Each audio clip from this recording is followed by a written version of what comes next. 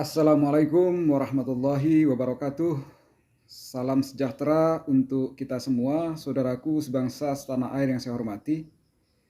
Ramai menjadi perbincangan di media sosial sebuah video lawas dari Habib Taufik Assegaf, Ketua Rabithah Alawiyah. Dia mengatakan bahwa perokok adalah orang yang zalim, sadis, dan mengikuti jalan setan. Habib Taufik Assegaf mengatakan demikian di dalam sebuah pengajiannya di depan para santrinya beliau. Tetapi ini dibantah secara keras oleh seorang santri Nahdlatul Ulama di dalam sebuah channel YouTube-nya yang bernama Sani Uye. Saudaraku sebangsa setanah air yang saya hormati, benarkah apa yang dikatakan oleh Taufik Assegaf bahwa merokok atau perokok adalah orang yang zalim, sadis, dan mengikuti jalan setan? Mari kita saksikan bersama video sanggahan dari Sani Uye. Inilah videonya. Berhati-hatilah daripada tembakau atau rokok, karena itu perbuatan yang sangat jelek keadaannya, dan itu menyebabkan ruang kejahatan yang sangat luas. Rokok akan membuat akal manusia terganggu. Rokok juga akan bisa mencegah manusia berbuat kebaikan, sehingga kadang-kadang baca Quran pun di stop hanya untuk rokok. Rokok juga mengajak manusia untuk fudul, majelis, cerita, ngalor ngidul, riba sana dan riba sini yang tidak ada nilainya. Dari rokok juga akhirnya melahirkan penyakit batuk dan juga sesak nafas. Rokok bisa mengajak orang yang melakukannya berkumpul dengan orang-orang yang tidak baik, berteman dengan orang yang tidak baik, bukan orang yang soleh maksudnya. Dan rokok akan bisa menghadirkan kamu ke majlis-majlis fuhush, cerita porno, atau majlis-majlis yang di situ banyak berbuat dosa, berbuat kesalahan. Rokok akan memenuhi mulut kamu dan seluruh jasad kamu dengan bau tidak sedap. Cukup bau itu adalah menggambarkan bagaimana nilai daripada rokok. Orang yang berakal tidaklah mungkin dia ridha dengan bala ini. Dia pasti akan menghindari diri dan dia akan menjauhkan daripada perbuatan itu. Orang yang berakal tidak mungkin dia akan berenang dengan kehinaan-kehinaan yang demikian ini. Tidak mungkin dia akan masuk dalam lingkup kehinaan-kehinaan seperti begini. Kalau seandainya dari rokok tadi itu hanya karena tasyabbuh dengan orang-orang yang jahat, tasyabbuh dengan orang-orang yang tidak saleh, tasyabbuh dengan orang-orang kufar, maka itu cukup untuk kita hindari sebenarnya. Karena itu hati-hatilah, hati-hatilah daripada rokok. Menyedot rokok dari orang yang ada di sekitarnya, termasuk pakai shisha, itu lebih jelek daripada meminum rokok. Karena itu akan lebih berbahaya. Di dalam menyedot rokok sampai ke dalam akan bisa menarik dengan nafasnya tadi itu bahkan ke otak nantinya dan ke kepala. Dan di situ akan menjadi satu hal yang membuat akal manusia semakin terganggu nantinya. Padahal akal adalah merupakan satu hal yang termahal daripada yang diberikan oleh Allah, anugerah kepada manusia. Apalagi telah tersebar bahwa rokok itu dicampur dari nok khomer. Allahu alam, apakah itu ganja, apakah itu cairan khomer atau yang lainnya, sehingga manusia akan menjadi kecanduan daripadanya. Kalau sudah demikian, maka dua hal yang sangat berat. Pertama, haram minumnya, dari pertama penyakit, yang kedua khamrnya, dan dia akhirnya melakukan hal yang najis. Karena khamr bisa najis karena tercampur dengan khamr yang cair, kemudian dicampur dengan rokok tadi itu.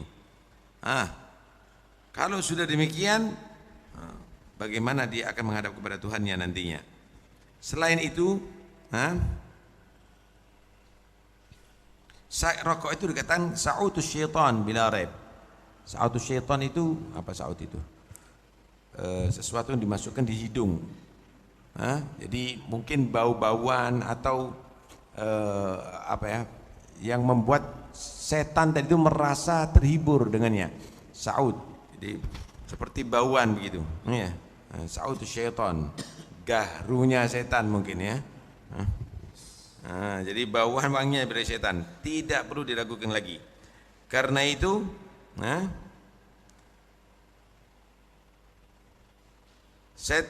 setan mau tidak mau dengan lewat rokok akan menjadikan orang peminumnya itu semakin berkurang nilai imannya,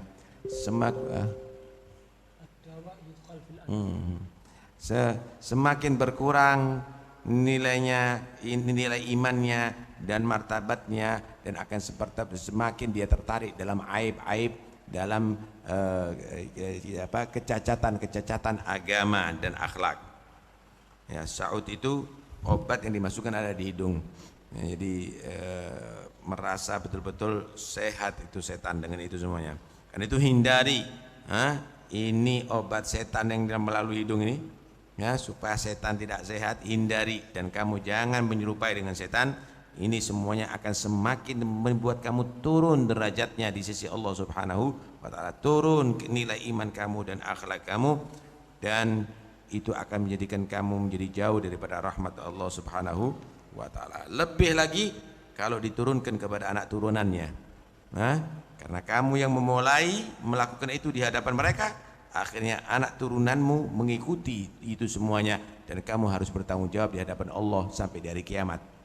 Kalau anak turunan kamu itu melakukan itu semuanya, buktikan sekarang di hadapan anak turunanmu, anak tidak merokok, dan anak wasiatkan jangan ada anak turunanku yang merokok, sehingga insya Allah kamu akan bisa tertolong dengan itu. Saksi bahwa kamu adalah bukan memberikan contoh yang tidak baik.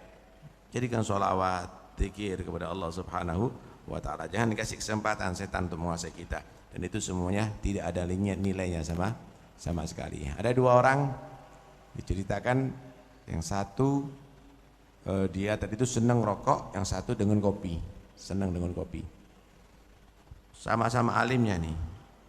Yang senang dengan kopi negara ada apa ini, rokok sama aja kopi. Zaman Nabi juga nggak ada kopi. Ente juga pecandu kopi, kita juga pecandu rokok, jadi sama-sama nggak ada hukumnya nih. Akhirnya datang orang yang ketiga. Yang ketiga dijadikan, ente harus bisa menjadi hakim di antara kita. Ini bawa dalil katanya rokok begini, ini bawanya dalil kopi begini. Ya, kita semuanya kepingin bagaimana yang logis saja. Sama nggak kopi? Sama nggak kopi dengan rokok? Dia bilang gini aja kata dia. Yang senang kopi bawa kopinya, yang senang rokok bawa rokoknya. Ayo sama-sama kita masuk Masjidil Haram, ada di muka Ka'bah.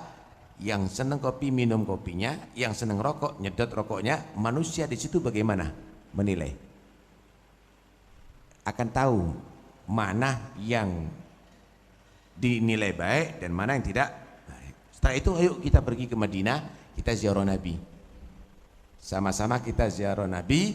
Nanti ada di situ di hadapan makam Nabi atau di Raudhah, yang senang kopi minum kopinya, yang senang rokok minum rokoknya. Di situ manusia akan tahu mana yang bagus dan mana yang tidak bagus. Karena itu jangan diterus-teruskan, karena itu semuanya adalah tidak membahagiakan siapa-siapa. Hatta Nabi nggak bahagia, nggak bangga.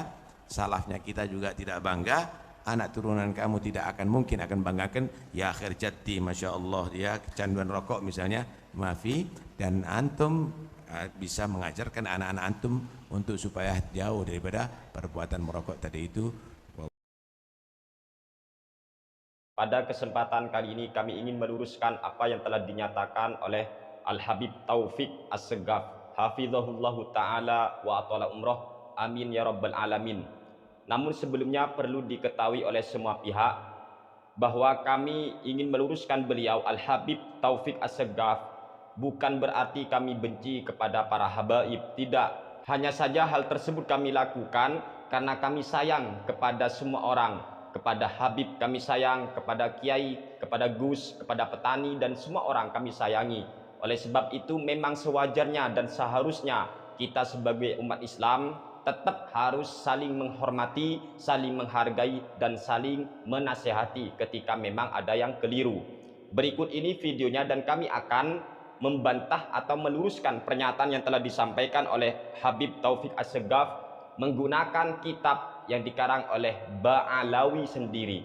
Namun sebelumnya mari kita simak terlebih dahulu video daripada Al-Habib Taufik As-Segaf. Berikut ini videonya. Yang nggak ngerokok siapa? Oh, Habib Muhsin bin Alawi, Abdurrahman bin Ali, Muhammad bin Ali. Mereka aulia, orang-orang yang soleh. Yang ngerokok, ada di sana Azan bin Ketmeh, orang-orang yang dolim begitu ya, dijem gitu, sadis. Itu yang ngerokok. Inti mau menyerupai yang mana? Golongan yang nggak ngerokok, orang yang soleh, atau golongan orang yang merokok, orang yang tidak soleh? Dalam video tersebut jelas sekali Habib Taufik As-Segaf ketika beliau mendapat pertanyaan dari jemaahnya tentang masalah hukum rokok. Kata beliau, begini saja, orang yang merokok adalah ini. Intinya orang yang merokok adalah orang dolim. Orang yang ngerokok itu orang dolim, orang sadis katanya ya. Sedangkan yang tidak ngerokok adalah para wali Allah, tidak ngerokok, orang-orang solih tidak ngerokok. Sehingga kalau kita merokok berarti kita meniru orang-orang dolim, orang sadis. Para wali Allah, orang-orang solih itu tidak ngerokok, katanya Habib Taufik. Apakah benar? Begini teman-teman, kalau seumpama orang ngerokok itu disebut orang dolim, orang sadis, orang rusak, orang fasik lah, terlalu banyak ya ulama-ulama yang sangat terkenal kesolehannya, populer keilmuannya, beliau orang-orang solih, tetapi banyak yang merokok. Habib Lutfi, beliau ternyata merokok. Bahkan Habib Bahar sendiri itu wow, rokoknya luar biasa. Beliau ngerokok, Habib Bahar merokok, Gus Mus merokok, Habib Lutfi merokok, bahkan guru sekumpul itu kayaknya merokok. Banyak itu di media sosial beliau itu merokok. Sehingga kurang benar, tidak tepat apabila orang mengatakan perokok itu adalah orang sadis, orang dolim. Ini keterlaluan lah, keterlaluan. Kalau nggak ngerokok berarti orang soleh, wali Allah. Ya apa ya Allah. Ini kitab yang dikarang oleh Ba'alawi. Mungkin beliau Habib Taufik sudah paham dan tahu kitab ini. Karya Ba'alawi, dan kami akan bacakan ini ya. Tetapi sebelumnya kami akan membacakan kitab yang sangat populer di pesantren-pesantren Jam'iyah Nahdlatul Ulama. Tiada lain tiada bukan, kitab ini adalah Hasyatul Bajuri. Silakan cek di juz kedua punya kami terbitan Nurul Huda, masalah bab nafkah. Qauluhu wa yajibu lizaujati ila akhirih, dan wajib bagi suami untuk memberi nafkah kepada istri, maksudnya wa yajibulaha aidon, dan istri itu juga wajib diberi al-fakihah, buah-buahan yang memang pada musimnya itu berbuah seumpama. Itu wajib di sini teman-teman ya, fi auqatiha, kahuhin, contoh buah apa ini, buah persik, khuh itu ya, wa mismis, dan buah aprikot, watin, dan buah tin, wa nahwidzalik. Mungkin kalau di sini di Jawa mungkin buah mangga ke, atau buah apalah, apel dan semacamnya. Wa ma jarat bihil adatu, dan apa-apa yang sudah menjadi sebuah tradisi, minal kaki, contohnya ya kue dan semacamnya. Ila akhirih, dan yang hebat di sini adalah wal qahwah wad dukhan ini tadat syurbahuma. Bahkan suami wajib memberi nafkah kepada istri berupa qahwah, kopi, waddukhon, dan memberi rokok. Ini tadat syurbahuma, apabila istrinya memang terbiasa ngopi dan terbiasa ngerokok. Ayo. Ini Al-Bajuri. Apa kita mau katakan perokok itu sadis, dolim? Ini ulama, jangan macem-macem. Hasyatul Bajuri juz kedua, silakan cek sendiri pada halaman 190 terbitan Nurul Huda juz keduanya. Monggo. Istri wajib diberi nafkah berupa kopi dan rokok apabila istri memang senang ngopi dan ngerokok. Ayo Habib Taufik, ini Al-Bajuri, beliau ulama, tidak memvonis perokok itu malah sadis, dolim. Tidak, justru di sini diwajibkan suami yang punya istri tukang ngerokok. Ayo piye? Saya itu terkejut ya. Kok ada ya gini loh. Ternyata ya Allah, subhanallah. Makanya kalau benci rokok jangan keterlaluan. Jangan keterlaluan. Ahbib habibaka hunam ma'asa ayakuna baridaka yaumamma wa abrid baridaka hunam ma'asa ayakuna habibaka yaumamma. Kalau cinta sekedarnya aja, begitupun kalau benci sekedarnya aja. Siapa tahu nanti kita punya istri yang ngerokok. Malah wajib, versi Al-Bajuri wajib dikasih rokok itu. Ya Allah. Dan kemudian kami akan membacakan kitab Buyatul Mustarsyidin terbitan Nurul Huda. Buyatul Mustarsyidin ini dikarang oleh As-Sayyid Abdurrahman bin Muhammad bin Husain bin Umar Al-Masyhur Ba'alawi. Ini Ba'alawi, tepat pada halaman 260, masalah kaf.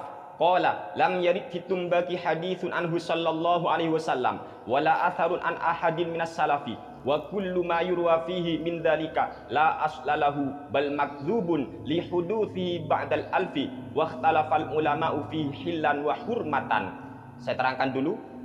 Tidak ada satu hadis pun dan juga tidak ada satu athar dari ulama salaf yang menjelaskan tentang masalah hukum rokok. Dan semua riwayat-riwayat, kalau ada riwayat tentang masalah rokok, ketahuilah la aslalahu, itu tidak ada dasarnya. Bal makdzubun, bahkan itu ada hadis seumpama tentang rokok, ada sahabat bicara rokok seumpama, itu tidak benar, itu perlu didustakan. Mengapa? Lihuduthi ba'dal alfi, karena adanya rokok, adanya tembakau itu setelah ribuan tahun, gitu loh. Tidak ada di zaman Nabi. Mana ada zaman Abu Bakar, Umar, Utsman namun tembakau? Gak ada kan? Dan ulama memang masih berbeda pendapat tentang hukum rokok atau tembakau, apakah halal atau haram. Wa ulifat fihi at-ta'alif wa atala kullun fil istidlali limudda'ahu wal khilafu fihi waqi'un baina mutakhil a'immatil arba'ah. Di sini dijelaskan ulama berbeda pendapat tentang hukum rokok, tentang hukum tembakau, apakah halal atau haram. Lalu kemudian dibuatlah karya-karya kitab-kitab dan dibahas panjang lebar di sana tentang istidlal. Bagi yang ngomong halal dalilnya gini, bagi yang ngomong haram dalilnya begini. Wal khilafu fihi waqi'un baina mutakhil a'immah al-arba'ah. Yang jelas di sini perbedaan pendapat tentang hukum rokok itu terjadi di antara mutakhiril a'immah al-arba'ah. Kalau Imam Abu Hanifah, Imam Malik, Imam Asy-Syafi'i maupun Imam Ahmad tidak pernah membahas soal rokok, karena di masa beliau mungkin tidak ada rokok. Walladzi yadhharu annahu in arada lahu ma yuharimu bin nisbati liman yadhuruhu fi aklihi aw badani faharamun. Yang jelas begini, apabila ngerokok itu memang membahayakan bagi orang, membahayakan otaknya, akalnya, membahayakan tubuhnya, otomatis hukum rokok haram bagi orang itu aja. Kama yahrumul asalu alal mahrur, sebagaimana hukum madu haram bagi orang yang punya penyakit demam. Meskipun kita tahu madu itu kan secara hadis itu obat kan, tetapi kalau madu berbahaya dikonsumsi oleh mahrur atau orang yang demam, maka bisa haram itu madu. Bukan berarti hukum madu itu haram, enggak. Haram bagi siapa, gitu loh. Sama dengan rokok, haram bagi orang yang berbahaya ngerokok. Kalau enak, ya monggo silahkan. Wattinu liman yaduru, begitu juga tanah liat, bahaya ketika dikonsumsi orang, maka haram tanah liat. Tapi kalau ada orang makan tanah tidak bahaya, maka halal baginya. Begitu. Wa qad ya'ridu lahu ma yubihuhu bal yusayyiruhu masnunan. Bahkan terkadang ada sesuatu yang bisa membuat hukum rokok itu boleh. Bal yusayyiruhu masnunan. Bahkan bisa jadi rokok itu hukumnya nanti menjadi sunnah. Kama idza sta'mala litadawi biqauli thiqatin aw tajribati nafsihi.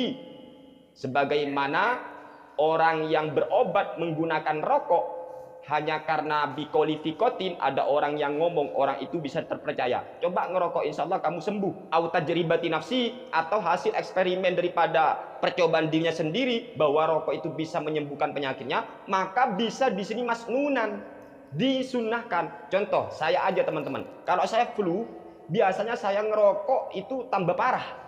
Kalau seumpama saya itu kalau 1 hari 1 malam minimal 2 pak atau 3 pak. Tapi kalau saya pada waktu flu atau batuk, saya tambah parah itu ngerokoknya. Karena apa? Tajribati nafsi, hasil eksperimen diri saya. Kalau saya biasanya kalau sakit, saya ngerokok sembuh, maka pada waktu itu masnuna, begitu loh. Tapi ingat, kami tidak menganjurkan rokok kepada setiap orang, tidak. Hanya saja bagi orang yang berbahaya bagi dirinya jika ngerokok mungkin pusing, jangan ngerokok. Rokok itu bahaya atau tidak tergantung orangnya masing-masing. Ada orang yang justru ngerokok sampai puluhan tahun no problem, tidak terjadi apa-apa, maka kita tidak boleh mengharamkan rokok bagi orang tersebut. Ya contohnya Habib Lutfi, sampai beliau seusia sekarang ngerokok. Habib Bahar ngerokok, Kiai Marus Ali, beliau Lirboyo ngerokok, ternyata kabarnya beliau ngerokok. Kiai Marus Ali, Lirboyo itu ngerokok, Bung Karno itu ngerokok, Gus Mus ngerokok, alim, banyak orang ngerokok, orang soleh itu ngerokok banyak. Bukan bajingan, bukan orang dolim, bukan. Bahkan di kitab Ba'alawi sendiri, hukum rokok masih diklasifikasi. Kalau bahaya bagi orang yang ngerokok, maka rokok haram baginya toh. Bagi dia saja yang ngerokok itu haram. Tapi bagi orang yang tidak bahaya rokok, boleh. Sebagaimana contoh gula, apa hukumnya gula? Boleh kan? Tapi bagi orang yang kena penyakit seumpama kencing manis, maka gula haram baginya. Bukan berarti gula haram bagi semua orang. Mikir. Mikir penting, akal sehat tuh. Ngopi, ngolah pikiran. Sekali lagi, dalam kitab Al-Bajuri, suami wajib memberi nafkah berupa kopi dan rokok kepada istri yang memang istrinya kecanduan kopi dan rokok. Ini kitab Al-Bajuri. Bukan main-main, bukan kaleng-kaleng ini. Al-Bajuri, lihat aja wes ya. Insya Allah kalau anak-anak Bathul Masail paham, kitab Al-Bajuri ini sering dijadikan referensi ketika kita Bathul Masail. Jadi intinya keterlaluan, sangat berlebihan apabila orang menghukumi perokok itu ya panutannya orang dolim, orang sadis, keterlaluan. Semoga ini bermanfaat untuk kita semua. Amin ya rabbal alamin. Wassalamualaikum warahmatullahi wabarakatuh.